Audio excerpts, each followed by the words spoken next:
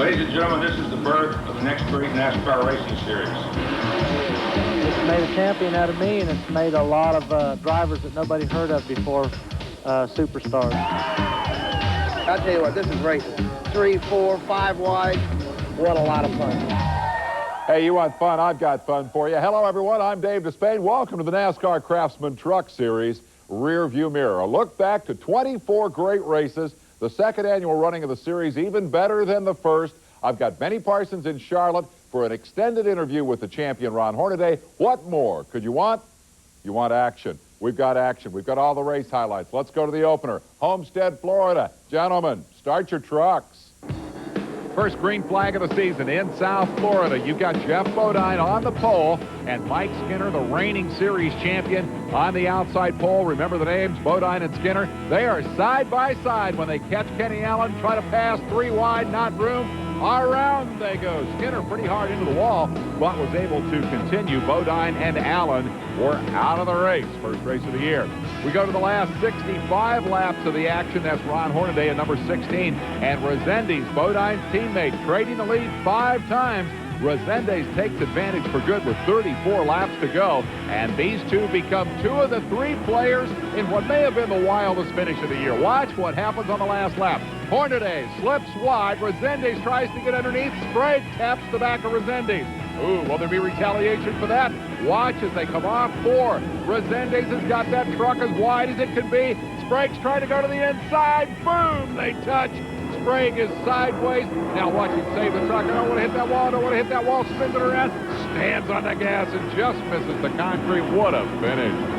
On to round 2 at Phoenix. Sprague's not going to take any chances here. No last lap drama. He goes around Skinner on lap 6. Lap 6 and never looks back. Big pile up here. Keselowski triggered it, and half the field behind him looked like they get tangled up in it. It's actually a 5 truck. This is Mike Bliss. Hit from behind. Spectacular spin. Ouch. Sprague takes the point lead and the win.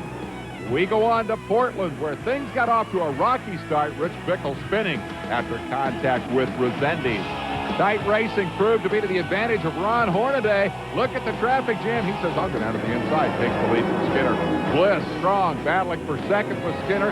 Takes over the position, goes after the leader. Hornaday able to hold off the charge of the open wheel veteran. The margin of victory, just 0.6 of a second.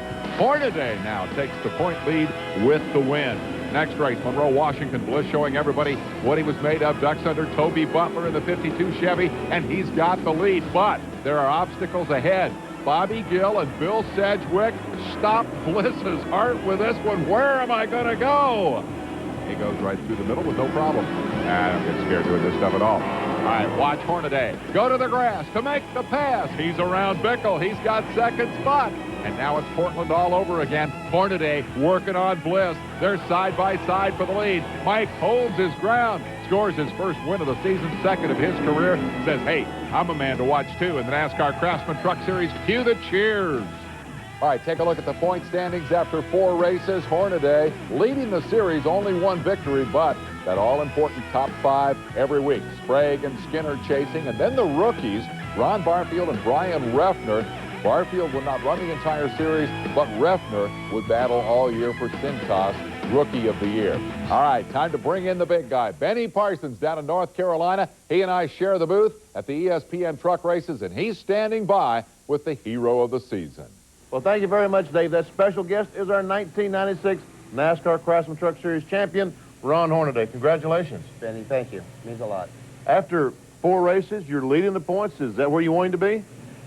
Well, I'll tell you what, it's been a tough year as it is, and, last year we've got a chance to run with a lot of great guys, and this year we knew that we had to race for, and that's what we tried to do, and we tried to get them top 5s. Early on in the season, are you trying to race the other drivers and win races, or just trying to set a pace for the entire year? Well, try to set a pace is what we were trying to do. We raced with them last year. We came up a little short and finished 3rd in the points, and this year we knew we had to go out there and finish the most consecutive top 5 finishes, and that's what we put our goal to. This is the 2nd year of the NASCAR Craftsman Truck Series, and you've run both the years. Where's it going from here? I can't tell you. I tell you what, NASCAR's done a great job with this series. They started this thing, didn't know where it was going to go. Craftsman came aboard and trying to be the series sponsor and didn't know where it was going to go.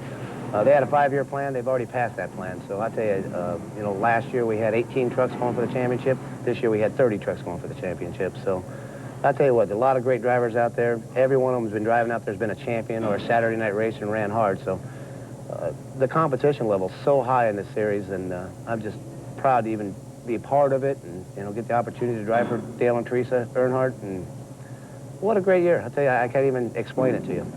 Stay with us, folks. We'll continue to look back at the 1996 Craftsman Truck Series in just a moment. The NASCAR Craftsman Truck Series Rear View Mirror is brought to you by Quaker State. Quaker State Motor Oil for longer engine life. Oh, and thank goodness Corelli knew that Mike Bliss was on the outside. You ever see Bliss comes off the corner and right up against the outside. And look at Dan Press in the 53 truck. He's going somewhere down there now. I'm telling you, look at him go. Dan's getting this deal figured out after third up at his home neck of the woods last week. He says, I don't care who you are, Jack Sprague. I'm just going to blow right on by you. I'm headed for the front. How about that? How impressive was that? Well, Dan Press, typical of the NASCAR Craftsman Truck Series drivers, former Southwest Tour champion, looking for a new challenge. Well, he eventually spun out at Tucson, which was our first ESPN race, kicked off a 3-race run that included the first road course of the year. We start with the rookie. Brian Ruffner became the 5th different pole sitter of the year. He didn't get much of a start, though. Watch Rich Bickle take the Dodge Ram from the outside of the front row. He's going to be the dominant factor in the first half of this 200-lap event. His only real challenger, we know that guy in the black 3. That is Mike Skinner from 8th starting spot. He comes to 2nd to challenge. They battle side by side for the lead. Skinner just couldn't quite get by. And Bickle hangs on for $1,000 worth of Gatorade money at the halfway point. Consistency was the rule of the day for Ron Hornaday. He held on to 3rd starting spot, stayed out of trouble, collected a bunch of championship points. Now, how about Bliss? He's fresh off the truck win at Monroe. Uh-oh, he's in trouble here. A good bit of driving, as they say. He manages to miss the wall. He does not manage to avoid a 19th place finish, and that's not good. Skinner, the defending series champ, 3 wide in traffic. 43's the leader. Bickle said, wait a minute, how did that happen? He surrenders the lead to Skinner, who then held on all the way to the finish. Bickle and Hornaday 2nd and 3rd. No, that is not Bickle's car owner, Richard Petty. Richard doesn't smoke, but Skinner does. Smokes the tires, doing the donut. Headed for victory lane. Hey, he's won 9 career truck races. On to Colorado, Rich Bickle, 2-time pole sitter this year, takes the lead from Ron Hornaday with, watch the upper left of your screen, 220 laps to go. Not long after, Mike Skinner in the black 3, side by side with Hornaday, finally gets by on the low side. So what about Bickle? Bickle's out of there. 98 laps into the event, the engine blew. That's what all of Dodge's eggs in one basket. That of Jimmy Hensley. He battled hard with Skinner. Bob would eventually settle for 3rd, the black and white number 30. At the finish, it is Skinner holding off the defending race champ Butch Miller for the win. The victory made Skinner the first repeat winner of the season and moved into 2nd in the points. On to Topeka, first time on the road course. Hornaday led from the pole. Hep dancing on those pedals. Skinner looking to make it 2 in a row as he dove under Hornaday. Takes the lead going into the first turn. This is early, lap 8. Bickle, close call. He got sideways, trucks scatter everywhere. 22 is Kenny Wallace. He couldn't miss him. Walker Evans had to do some off-roading, but he knows about that. Everybody rejoined the race. Bickle finished in 12th spot. Jack Sprague, Quaker State Chevy, gets around Hornaday. How about that for road racing, Jack? But Sprague, Hornaday, none of these guys could touch Skinner. He's got his 3rd victory of the season. He's looking for their 2nd championship. All right, 7 races down, 3 drivers emerging as contenders. Hornaday the leader, Skinner and Sprague chasing. Time to get back to Benny and Ron and the 7-race assessment. Thanks, Dave. Ron, you still got the points lead, but Skinner's won 3 times now. You've only won once. Any concerns? Well, anytime you have that black 3 in front of you, it's always been a concern. He ran great last year. He's running great again this year. Just as long as we keep him in sight and we keep this Napa Chevrolet together, I mean, that's what we try to do all year. Dennis Fisher built great motors. They stay together all year. I mean, my knuckles are bloody from knocking on wood all year. Just the guy's done a great job on the team. And that's what we needed to do, is just keep everybody in sight. We knew if we had a bad day, Dale always told us, just change it like a flat tire and let's go to the next week. So, I mean, that's what we base our whole week, or I should say our whole year on, is just trying to get them consistent top fives. Dale's been pounding that in everybody's head as a team, and that's how he's won the 7 championships. When we return, we'll have highlights from Bristol, Nazareth, and Milwaukee as ESPN's NASCAR Craftsman Truck Series rearview mirror continues. Corelli on the inside of Rutten goes to the corner, and Corelli has the lead. Here comes Bickle. And meanwhile, here comes a wreck. Right into turn 1, and the truck is that on the side? Side. Now sliding down, and I can't get a number on it yet. It stopped that way. It's Mike Bliss. We're going to come back and kick their butt. You know, we're going to run right by these guys and show them what we're made of. This just gives us more steam, more fire. If it takes, you know, to move them over, we'll move them over. Lap cars, they don't deserve to race this right now. Yeah, Mike was mad. Bristol's crazy. I love the place. I don't have to drive it. That race kicks off a string of 3, including a couple of miles, a lot of lead changes, and a few too many crashes. All right, we're going to start at Bristol. They call this place Thunder Valley. I think it's because when the trucks come here, lots of guys go boom. Mike Skinner was on the pole for the 2nd time this year. They throw the green. He's got Corelli working on him, but Jack Sprague's in trouble, spins in front of a whole bunch of traffic. In fact, there were 8 or 9 trucks involved before this thing was all over. Sprague barely got nicked. They had to red flag this baby to clean it up. And then, after the restart, Joe Ruttman dives into the lead. He's around Skinner. Corelli on the move as well. Inside, great pass. But behind them, the big wreck on his side. Mike Bliss prompts the quote Bob Jenkins likes so much. Wrecking sure is noisy.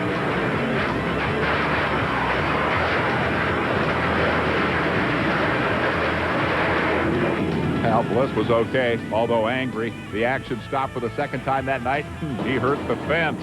When the track went green again, nearly an hour later, Corelli still out front. That's Bickle working on what happened here. I never did understand this. There went 2nd spot for Rich and more damage to another Dodge. The only other serious threat to Corelli's lead came from Dave Resendiz on the last lap. Yes, it was serious. Get out of my way. Get out of my way. I'm not going to do it. I'm not going to do it. Corelli finally wins a truck race. Congratulations, Rick. Yeah, he's happy. North to Pennsylvania. Gloomy conditions. And Bill Sedgwick had reason to be grumpy after early contact with the wall. He was able to continue. Meanwhile, a cut tire forces Lance Norrick into the concrete about halfway into the race.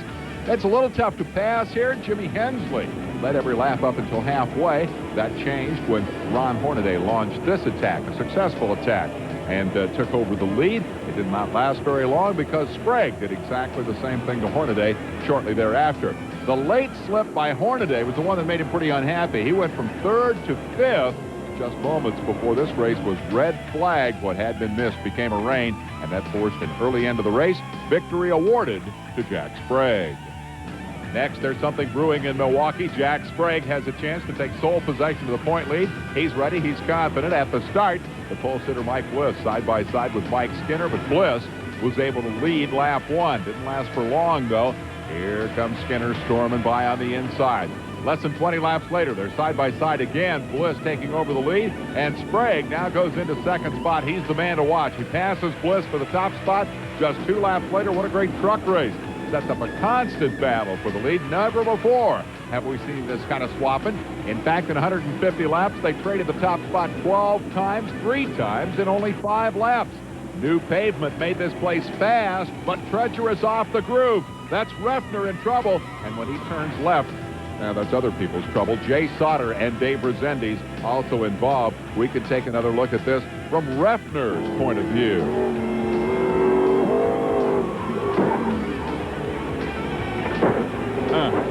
Well, track conditions also playing a part in the deciding moment of the race. That's Skinner in the marbles, and after the marbles come the wall.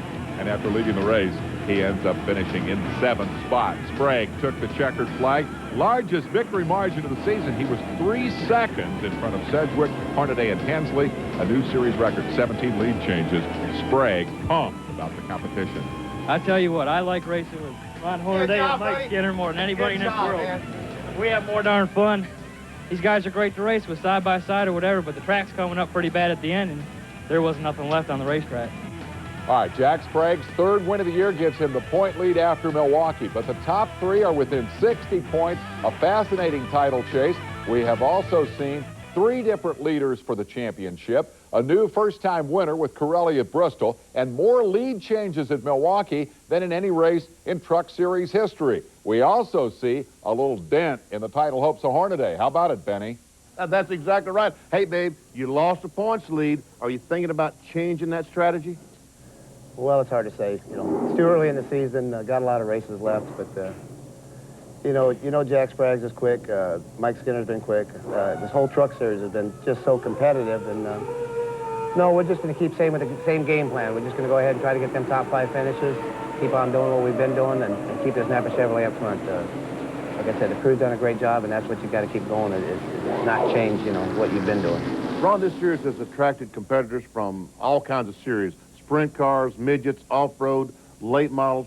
What's the appeal of the Truck Series? NASCAR, what a great series. I mean, they put a good series together. The competition level's so high. Every one of them has been a champion in somewhere. You know, Walker Evans to Mike Bliss, everybody. So you put them on a track, it's a hell of a show. I mean, they just good racing. I don't know. You know, just the TV coverage we're getting out of the deal, everything. So, like I said earlier, just proud to be part of this series. NASCAR's done a great job with it. Just look at the sponsors coming involved in this. It's hard to say. And like I said, these drivers come from everywhere. And I think Dave Despain has the specific numbers for us. Dave. All right, thanks, Benny. Let's play some numbers games. Look at this. 144 different drivers scored points this season. 15 teams made all the races. That's more than last year. And since the start of the series, 188 drivers have scored in all the races run. It's a great series, attracting a lot of talent, and we'll be back with more of the rearview mirror right after this.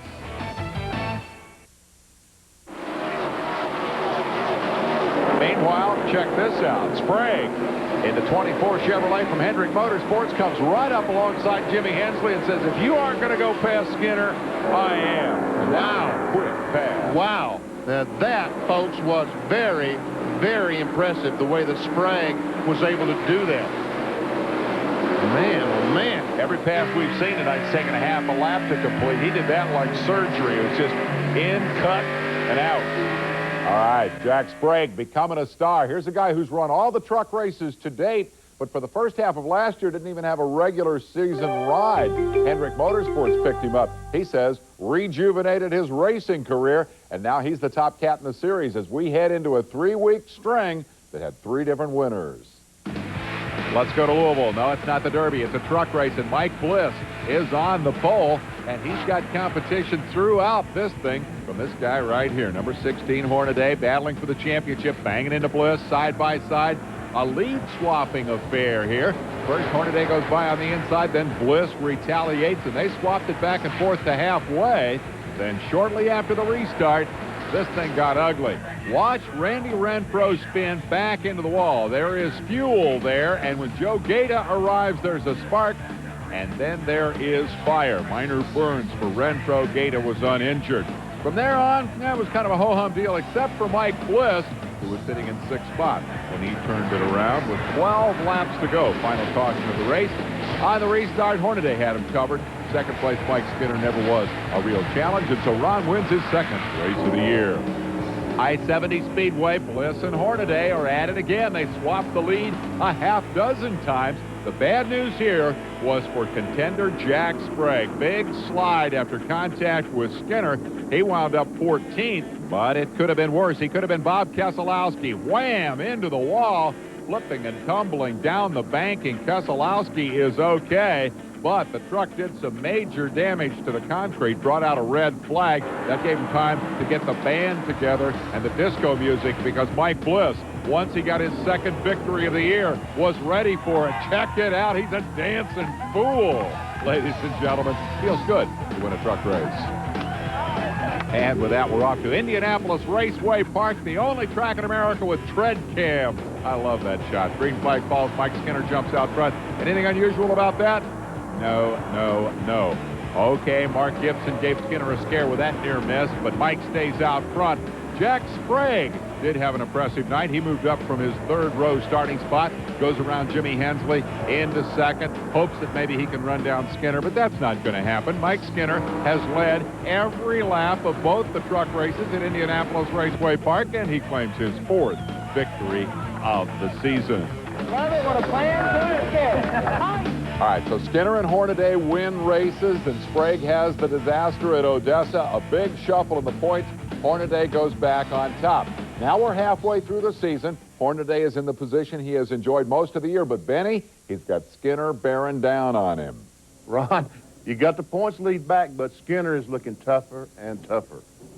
Like I said, that 3 truck always haunts you, but what a great team. I mean, Richard Childress puts a good team together, and Mike's tough. I mean, a heck of a driver.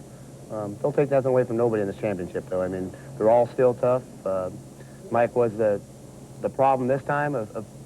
We got the point lead back, but anybody can win this championship. So, I mean, we're still, this time we're looking at the top 5 finishes, and we keep that going. Got the point lead, but Mike's always been tough. At IRP, Skinner, in both races that the trucks have been there, has led every lap. Now, he probably is not going to race there in 1997. Got to be a relief to you. Well, he ran good. But, I mean, like I said, you know, Mike Bliss ran good. A lot of trucks ran good there. That's where we had our problem last year at the beginning of the year, where we just wanted to go there and get a top 5 finish. We needed to get them laps, get a good top 5 finish just for this championship. And that's what we keep on looking at. And all through the year, that's what we've always looked at. We just keep focusing on top 5s and looking at the big picture. When we return, we'll take a closer look at the friendship that exists between the 1995 champion, Mike Skinner, and the 1996 champion of the NASCAR Craftsman Truck Series, Ron Hornaday. Welcome back to the 1996 NASCAR Craftsman Truck Series rear view mirror. 6 drivers have run every race since the Truck Series was born. The 95 champ Mike Skinner, the current champ Ron Hornaday. The runner-up this year, Jack Sprague, along with Joe Ruttman, Butch Miller, and Rick Pirelli. Bill Sedgwick was bumped off that list when he failed to qualify for the CarQuest 420 in Las Vegas. There is no doubt the 2 big names in this series are Hornaday and Skinner. They have the only 2 championships in the history of the series. Their team owners, of course, have interesting relationships. And next year, well, Mike Skinner's going to Winston Cup, and that's going to dramatically alter the terrain in the NASCAR Craftsman Truck Series. I really think that everybody wanted us to be more rivals than we were. We've never really been rivals. We've both been on the same team a lot of times. You know, if I couldn't win, I'd like to see him win, and I think he's helped me with some good finishes at different times, and I've done the same for him. And you know, it's just been one of them things that's been more of a team thing. We've never been the rivals that everybody wanted us to be. Childress was a racer, Dale Earnhardt's still a racer. They're both owners. You know, the bad thing about it is we go out there and we try to race, and we know if we get in one of the matches where if he wrecked me, I wreck him, we're both going to lose our jobs. So we just had to go out there and race clean. It got in my head bad at Sears Point, and I had Ron on the mat, and I let him up on the last lap. That probably could have made a large difference in the outcome of the points. But I need to work with Dale next year. We don't need to go into this thing enemies. We don't need to go into this thing mad at one another. And, you know, to win it that way, I didn't want it that way. What a great guy. I tell you what, I mean, I like racing hard against him. I hate to see him go because, you know, he's the defending champion. I'm a defending champion now going into next year. I'd like to see what's going to happen one more year. Obviously, what he did this year worked. Don't change it. It's not broke, don't fix it. You know, I think he was awfully lucky. And just keep that horseshoe. Ron, if you can keep that horseshoe, you're going to be all right. Well, I tell you, it's been a great year. It's been a great 2 years racing with Mike. And I tell you what, wish him all the luck in Winston Cup. He's a heck of a driver. I know he can do good there. He's ran good already so far this last year. He's ran a couple races. Wish him luck, and someday I'll be racing against him up there, I hope. But, you know, even if you can't forget where he came from, he's got to come back and race us pretty hard in this truck series. And I know Childress has got enough trucks where he can come back there and put on a good show with us. I think Ron can definitely vouch, and nobody worked any harder than him to get to where he's at. And I'll guarantee you nobody worked any harder than I did to get here. A lot of people get into this business because their families were rich or first one thing and another, and they put them in opportune places. If they have the talent, they can stay there once their parents or whoever gets them there. Ron Hornaday, Dale Earnhardt, myself, and a few others, we got there from hard work and determination. And that's the only advice I got for them. Don't give up. Keep hammering.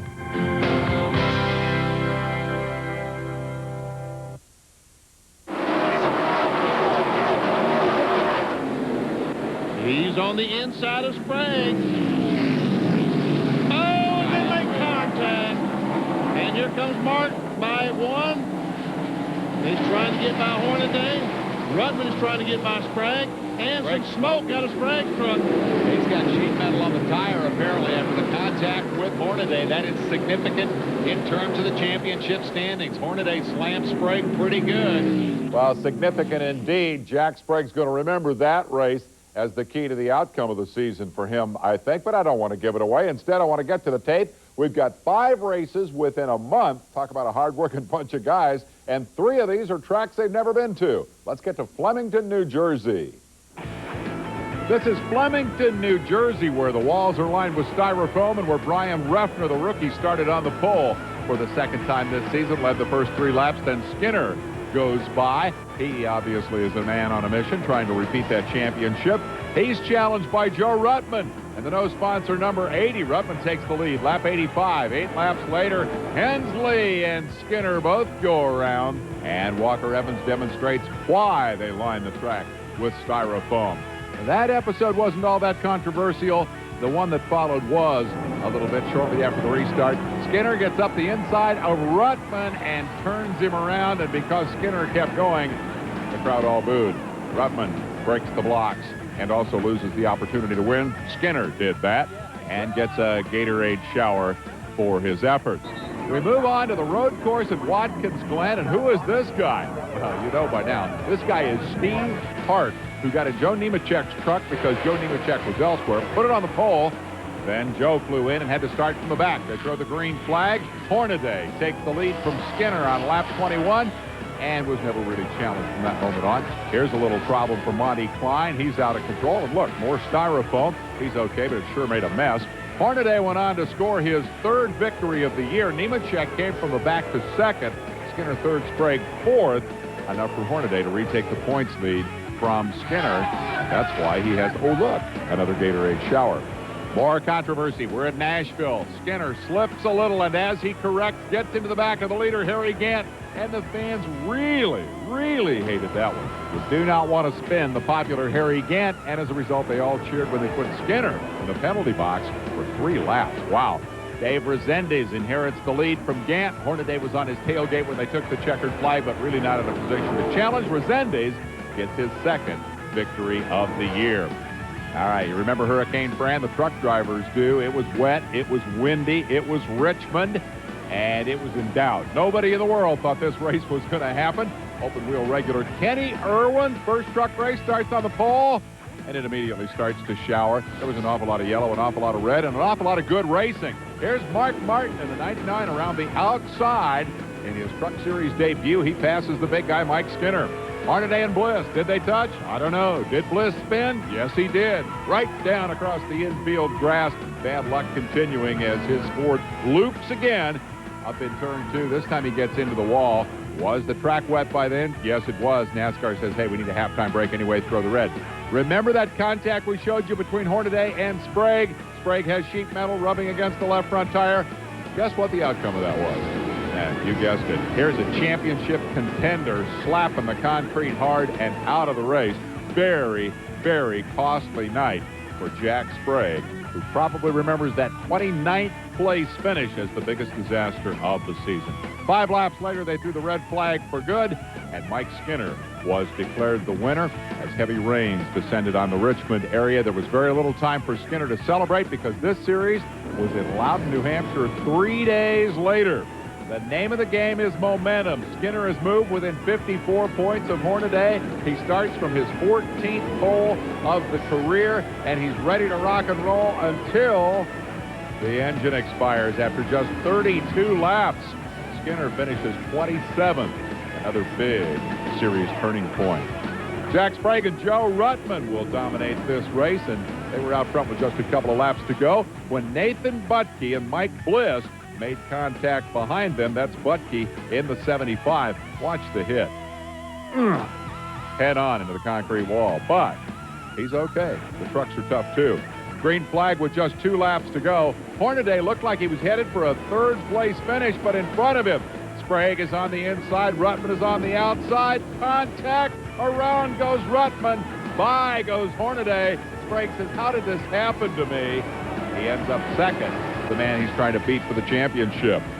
Well, that was a good series of races for Hornaday. 2 more victories, maintains the point lead, although he couldn't shake Skinner and Sprague. In fact, with Zendes and Bliss looking like they're ready to join the battle. Let's get back to North Carolina and the outlooks of Mr. Parsons and Mr. Hornaday.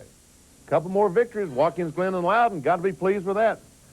Well, I'll tell you, it was. I mean, the guys done a great job. You know, Watkins Glen, we had problems. We qualified 10th or 11th, maybe even farther back than that. I don't remember. But the time we called Dale, and he's been there, we went there and made adjustments to the truck. We dialed ourselves right out. Called him up, got us the right shock, springs back underneath the thing. What an awesome truck. Once that green flag dropped, it was good. Loudon was a race where we weren't running that good there either. 10 to go, 5 to go. We had a restart. Got a good restart on the outside. Had another yellow flag. We went green-white checker towards the end. Sprague's in the 80 truck tangled a little bit, gave me the win. That's how our luck's been going all year. Sprague's has made some comments about we had some horseshoes, and I'd rather be lucky good than any day. 3 new tracks, Nashville, Watkins Glen, and Loudon. But, Ron, you adjusted awfully quick. How? Well, like I said, you're only as good as your team. You got a great team. Go out there and they got confidence in me. I got confidence in them. And once we get everything put together, you know, the Bush guys ran a lot of the tracks before where we got Tony Urey down there in the Bush team where he's throwing his things. Just a great team. I mean, we only seen half of them at the track. We've got good guys in here in the shop and always done a great job. And we got a good bodyman, everybody. And it takes a whole team package, and that's how we're doing so good. We're heading towards the home stretch of the 1996 NASCAR Craftsman Truck Series. Stay with us for more highlights.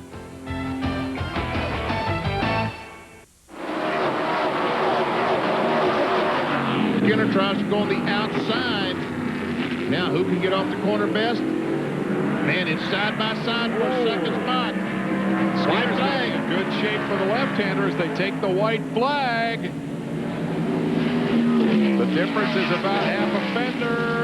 Hornaday will not give it up easily. He's not going to give up. Here they come, and Hornaday's going to keep that second spot. Wow.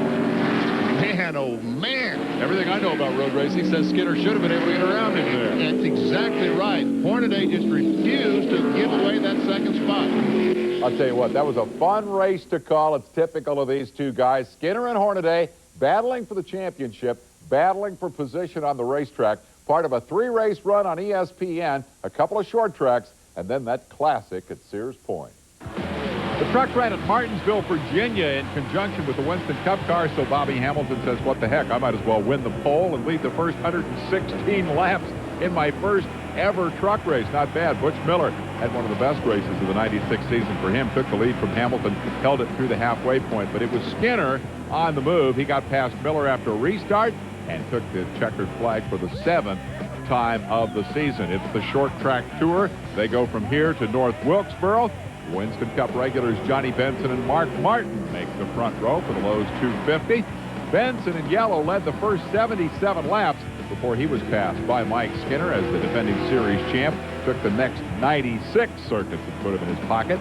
That pushed his total number of laps led over 1,500 in Craftsman truck racing. But then Harry Gant's throttle stuck open, and he took Skinner into the wall. Repairs were made to the number 3 machine, but Mike could manage only a 9th place finish.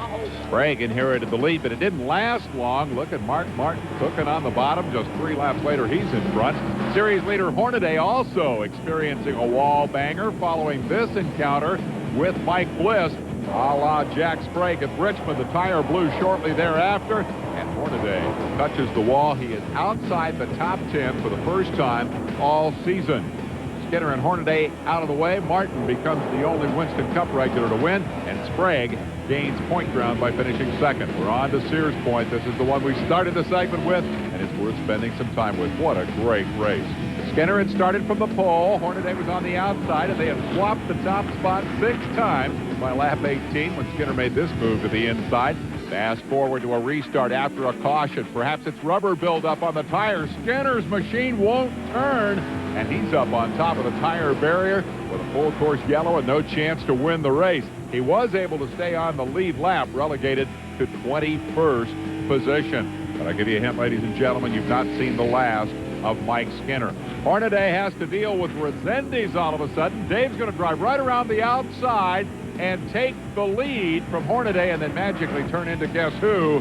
Mike Skinner. That's right. He battled all the way back through the field, caught Hornaday, took a last lap shot trying to get second spot away from him. To his credit, Hornaday held on.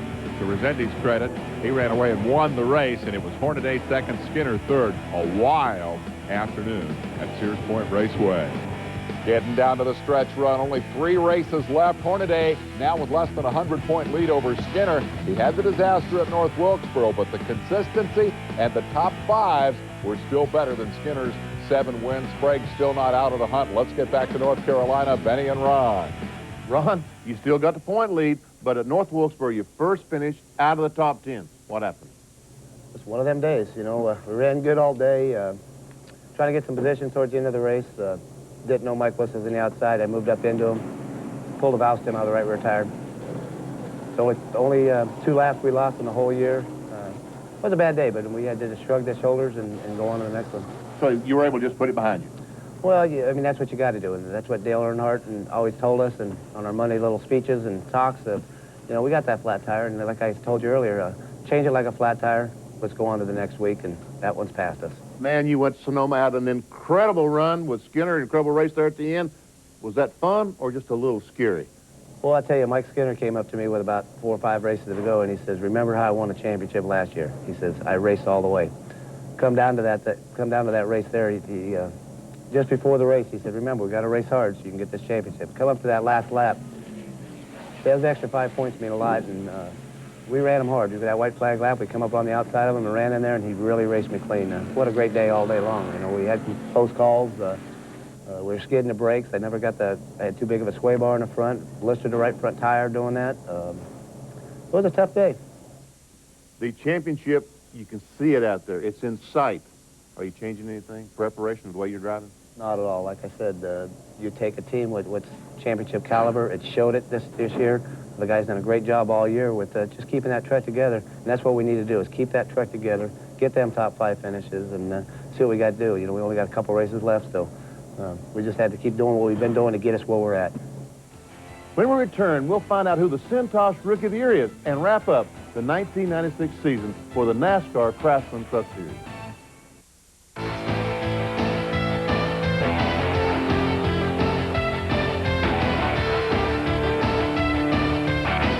All right, congratulations to Brian Ruffner, and welcome back, Cintas. They'll be the Series Rookie of the Year sponsor again next year. All right, we're headed out west to wrap it all up. Hornaday's trying to hold on to the championship. Skinner and Sprague are taking their best shots. Sprague particularly strong as they came to the end of the campaign. At Bakersfield, the race quickly turned into a battle between the pole sitter and the series point leader. Hornaday and Sprague in a battle that would last all day. Kenny Irwin goes around. No, it's not Butch Miller. It's Kenny Irwin with a nudge from Brian Ruffner. Irwin replaced Miller in the 98 truck and will drive it all of next season.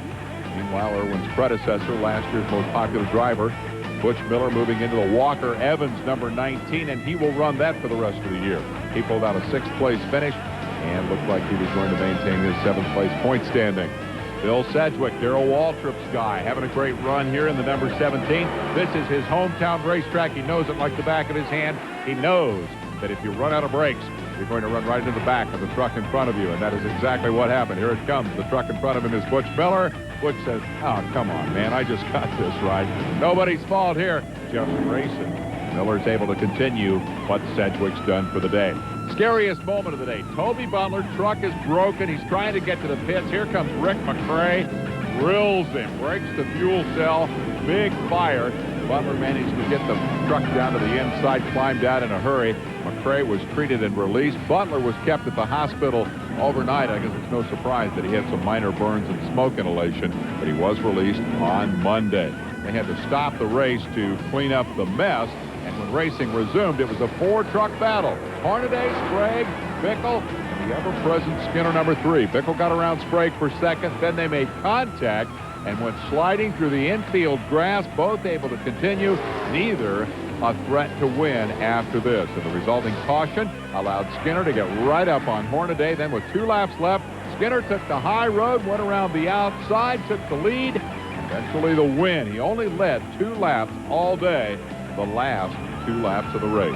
Mike has his 8th victory of the year, twice as many as any other driver, and we're on to Phoenix to start the stretch run. Sprague started on the pole, 300-kilometer race.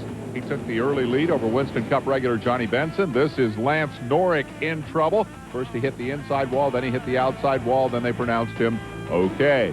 Watch the black truck. That's Ricky Johnson. He's into the quarter on number 30, Jimmy Hensley. Jimmy hit first with the nose and then with the tail, and then brought the truck to a stop. He was also all right, but out of the race. Sprague and Benson swapped the lead twice in the first half. They were side by side when this incident took place. Kenny Irwin into Johnson. That did bring out a yellow, and after the restart, Sprague hounded Benson, then eventually passed him, and once he was out front, he was able to hold Johnny off all the way to the checkered flag, his 2nd in a row, and the 4th of his career. And so we're off to Las Vegas for the series finale. Hornaday started in 18th spot. Outside row 1 starter Joe Ruttman took the early lead from the pole sitter, the 96 Rookie of the Year, Brian Reffner. On the 2nd lap, Sprague, still with the mathematical chance for the championship, takes the lead. The defending series champ Mike Skinner came in 2nd in points, stayed ahead of Hornaday most of the afternoon. Did have this close call. That yellow 18 would be Robbie Gordon, and he touches Skinner. They both almost go around. Skinner finished in 7th, just 3 spots ahead of Hornaday, who cruised to the championship with his 23rd top 10 finish in 24 races. Battle for the lead, a little more interesting. Sprague and Ernie Irvin in a spirited battle, lasted most of the day. One or the other led all but 1 lap. Irvin was in 2nd place when, guess who? Robbie Gordon arrives upon the scene. There is contact between the two in the battle for 2nd. Around goes Gordon. He would come back. In fact, would end up 6th in the race.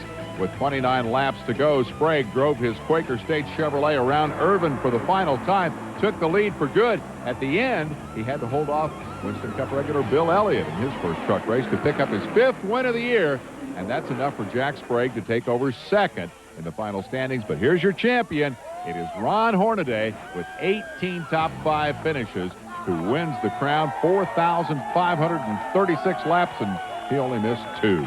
Who's that guy sucking down that champagne? Yeah, man. All right, here are your final point standings for the campaign. 1996, Hornaday, of course, the champion. The big move by Sprague into 2nd. Mike Skinner not very happy after the race to drop to 3rd. But at the end of the day, it was Ron Hornaday with that consistency that brought home the series championship. He has every reason to be proud, and he's with Benny. Let's get a final reaction, Benny. Thanks, Dave. Congratulations, champ.